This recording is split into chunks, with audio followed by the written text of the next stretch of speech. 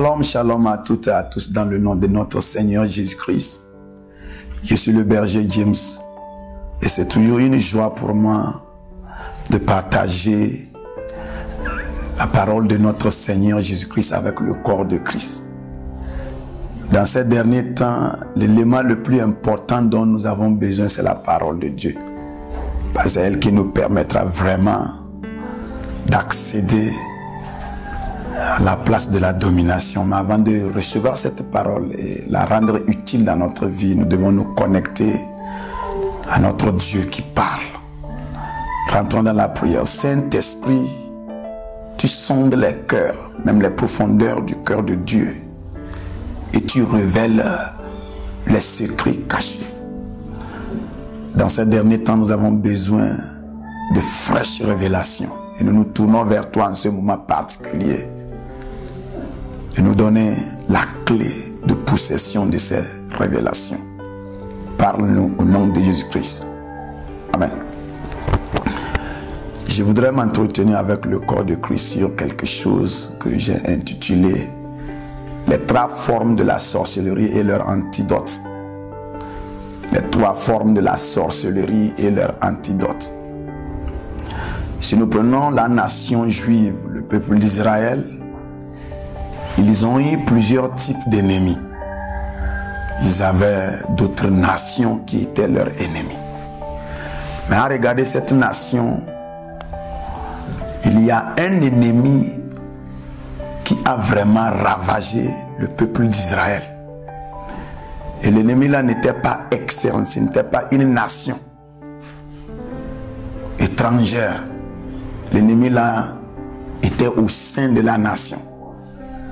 C'était la sorcellerie. La sorcellerie a renversé le peuple d'Israël. Autrement dit, la sorcellerie est une forme de manifestation satanique qui a la capacité même de s'ingérer au sein des églises. C'est difficile de détecter la sorcellerie parce qu'elle n'est pas externe, elle est interne. Si nous nous rappelons bien de ce qui s'est passé avec Élisée, qui a envoyé son serviteur aller oindre Jéhu pour aller prendre la royauté.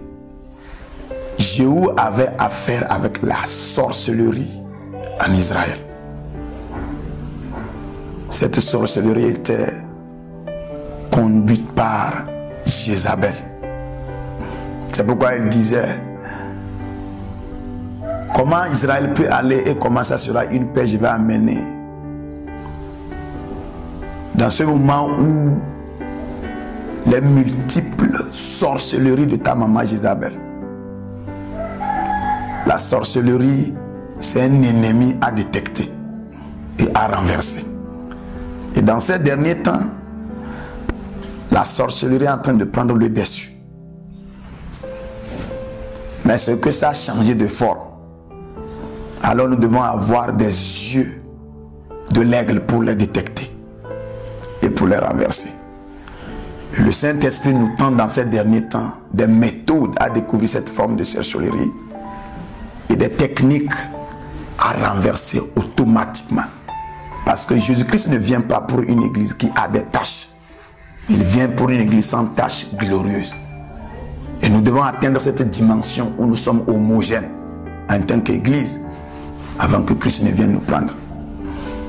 Alors, j'ai étudié et j'ai trouvé que la sorcellerie, elle se classe en 3 étapes. Et nous devons connaître ces étapes-là avant de savoir j'ai affaire à quel type de sorcellerie et quels sont les moyens avec lesquels on renverse ce type de sorcellerie. Parce que nous globalisons cette sorcellerie, nous croyons qu'elle est unique en son genre. Nous allons utiliser certaines méthodes spirituelles, mais nous n'aurons pas des résultats efficaces. Le problème, c'est que nous n'avons pas découvert la forme de la sorcellerie qui s'opère dans les églises, dans les foyers, dans les maisons, dans les associations. L'heure est arrivée que l'église prenne le dessus. Cette sorcellerie, avant, Nous allons essayer de la définir. C'est une forme de manipulation. La sorcellerie est une forme de manipulation. C'est manipuler quelqu'un en utilisant des techniques qui échappent à cette personne-là que tu manipules. C'est comme ça la sorcellerie se perd. Et elle est divisée en 3 catégories. Dans cette première partie, nous allons parler de la première partie, la première catégorie, la première classe de la sorcellerie et son antidote. Cette première classe, c'est elle qui est basée sur la consommation de la chair humaine. Pas directement comme du cannibalisme, mais on applique certaines forces et on transforme l'homme en une autre chose consommable. Et on consomme. Le règne spirituel et le règne physique existent. Et Dieu a créé les choses dans le règne physique avec des corps. Et dans le règne spirituel, c'est les esprits des choses. Et cette forme de la sorcellerie, ce sont des gens qui n'opèrent pas dans le physique, mais opèrent dans le spirituel.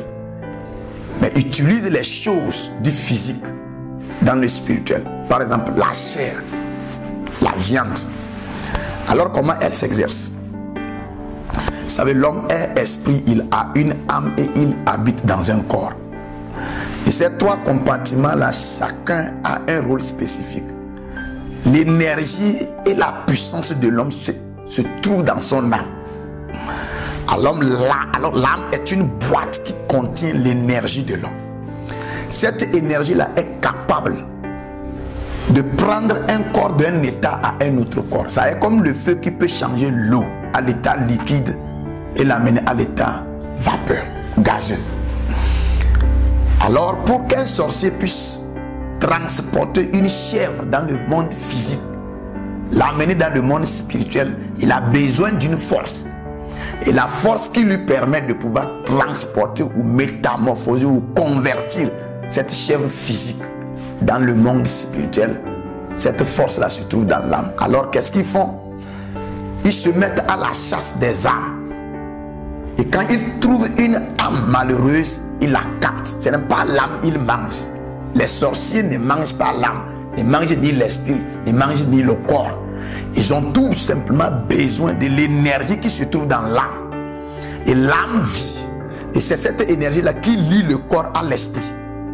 Alors quand cette énergie s'évapore, le corps est séparé de l'esprit, ou l'esprit est séparé du corps, on appelle ça la mort. Alors quand ils captent l'âme, ils enlèvent l'énergie là et ils déposent quelque part spécifiquement qui peut être le point symétrique entre le physique, là où il veut prendre la chèvre là, et le spirituel, là où il veut consommer la chair là. Alors l'âme maintenant est utilisée, ça comme la batterie d'un appareil. Alors au fur et à mesure que l'énergie de l'âme est en train d'être utilisée, l'animal là est en train d'être converti.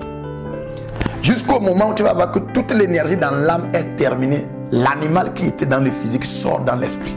Et ils peuvent aller immoler ça et manger. Ce sont des études profondes.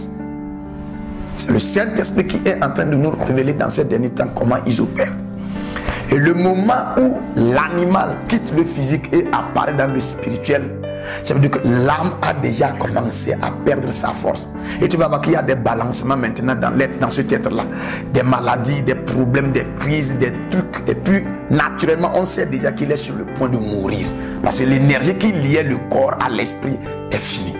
L'énergie là a été utilisée pour transporter un animal dans le monde physique vers le monde spirituel. Et le jour où ils immolent l'animal là, ils mangent l'animal là et ils cassent la tête de l'animal là, automatiquement l'énergie est terminée et le corps est séparé de là.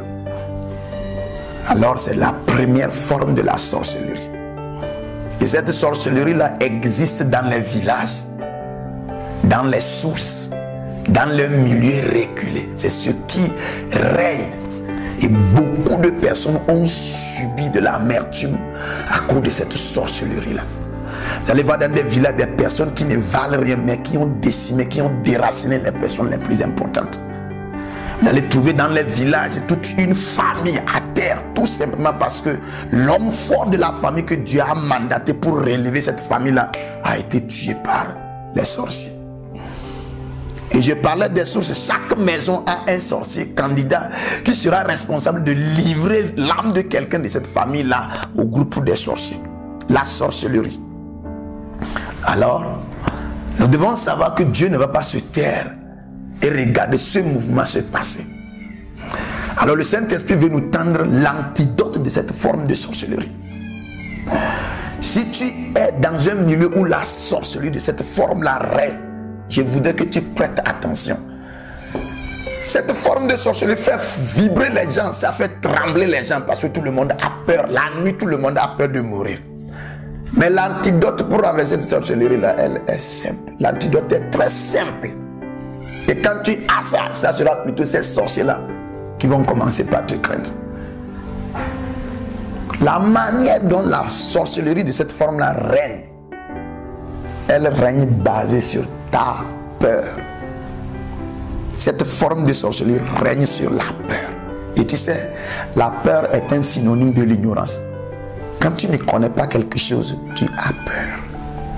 Et nous les chrétiens, nous devons démontrer à cette forme de sorcellerie qu'on est au top parce que l'esprit de révélation est en nous. Tout simplement, n'aie pas peur de ces sorciers-là.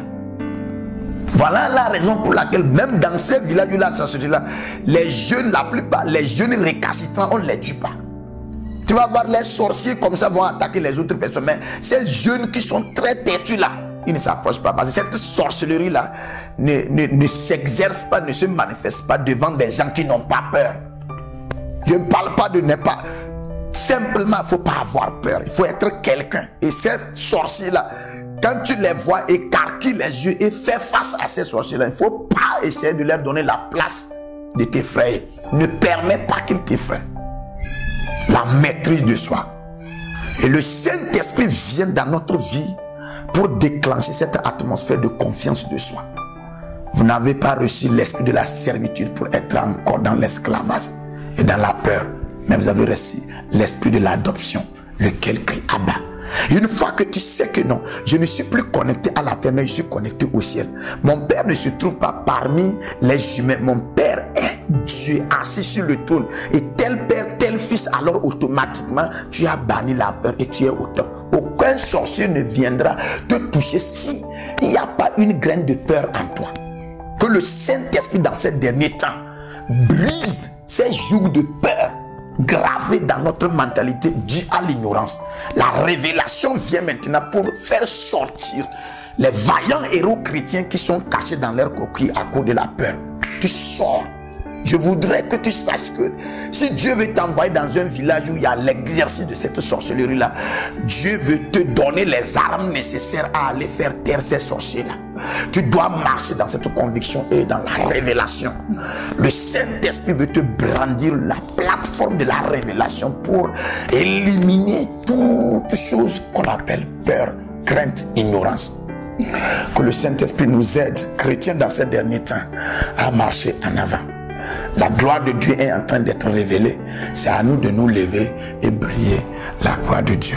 Je prie pour que le Saint-Esprit aide quelqu'un. Je sais que quelqu'un est en train de subir les atrocités de cette forme de sorcellerie. Quelqu'un aurait perdu sa maman, quelqu'un aurait perdu son papa, quelqu'un aurait perdu son mari, son frère. Et c'est un sorcier qui a éliminé cette personne-là. Et le sorcier ou la sorcellerie continue de guetter encore certaines personnes dans votre famille. Avec cette révélation, je te lève au-dessus de cette sorcellerie-là. Je proclame dans ta vie que la gloire de l'Éternel t'entoure comme une toile d'araignée afin que tu sois garni, protégé. La révélation arrive sur toi. Saisis-la et renverse le ton au nom de Jésus-Christ. Tu es richement béni par ce message. Reste connecté. Shalom.